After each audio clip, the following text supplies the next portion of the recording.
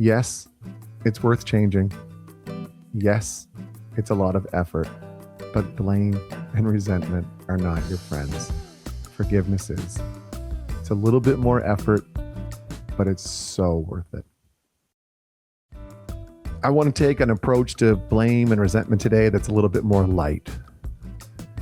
It was so easy for me to blame. It was so easy for me to resent. And a lot of that had to do with entitlement, probably. I don't want you to suffer like I suffered. It's the whole reason why I make the videos.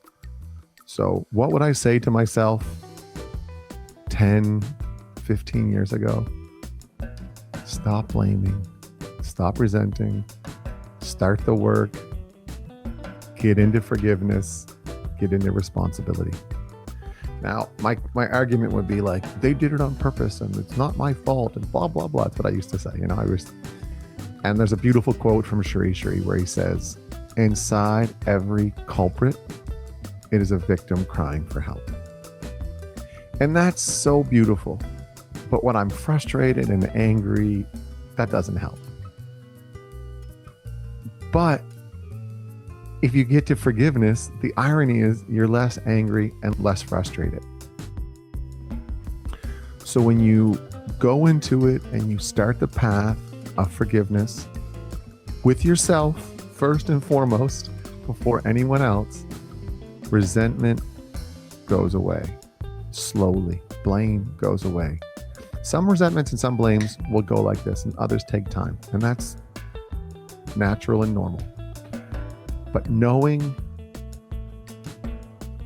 that forgiveness is a better way, it feels better, it's a little bit more effort, but it's worth it.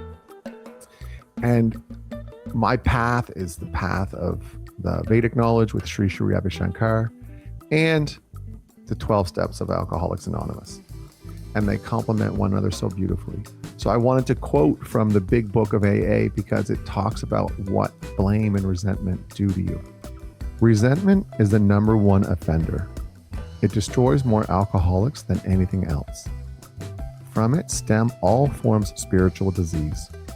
For we have been not only mentally and physically ill, we have been spiritually sick. The 12 steps are so beautiful, and that's one of the biggest things is letting go of resentment and letting go of blame. And then people always say, well, it's not easy. Of course it isn't easy. And that's why we read books and we find others that have done the work and we find out other ways. So Jay Shetty, in his great book, Think Like a Monk, he talks about this. And in the book, he says, before we find our way to forgiveness, we're often stuck in anger. Revenge is the mode of ignorance. It's often said that you can't fix yourself by breaking someone else. When you rise above revenge, you can begin the process of forgiveness.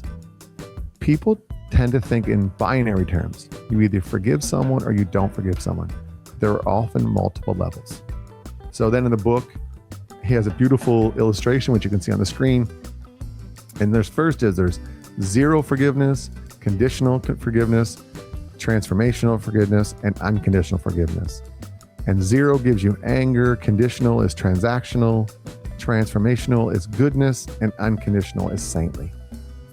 So know that when Jay Shetty went over and studied with the monks, that he learned about forgiveness. And Sri talks about forgiveness, and most scripture talks about forgiveness. And it isn't easy, but it's worth it. And then I always love to go into modern psychology. So Scott Barry Kaufman, a professor at Columbia University, wrote a book called Rise Above. And it has so many wonderful things about this, going from the victim consciousness to agency consciousness, to have say over to yourself. So I took two great quotes out of the book. So the first one is from Mark Manson. Who you blame is who you give your power to. Who you blame is who you give your power to. At the end of the chapter, he says, but also remember the part of you that's not wounded, the part that can't be broken. and see the world through those eyes. Show the world the whole you. As Maya Angelou once said, nothing can dim the light that shines from within. So connect with your light and let it shine. So beautiful. And I really wanted to bring this forward today and show that forgiveness has been written about in such wonderful books. It's been part of spiritual traditions for millennia.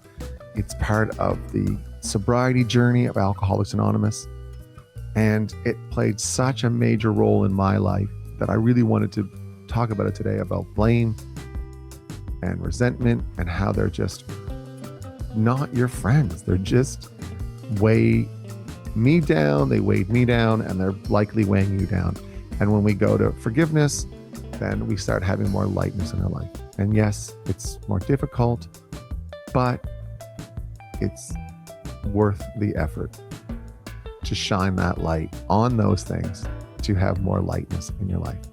So here's 3 questions you can ask and reflect on and think about to start beginning your process to forgiveness. So first, ask yourself, where are you blaming? What are you blaming? Why are you blaming it? Secondly, what is one small step that you can take to begin to start forgiving that person, place, or thing? And finally, what can you do today to connect with your light and let it shine? Start by identifying it, see what's one small step you can take, and then in the process, connect with your light and let it shine out. This connects really greatly with characters. So I made a video about that a couple weeks ago. I'll put a link in right here. And then when you want to talk more, we can have a virtual coffee. But just know that it may seem easier to blame and it may seem easier to resent, but it's not worth it. It's worth putting the effort in to forgive and to live with that lightness like Maya Angelou talked about. All right. Have a great day.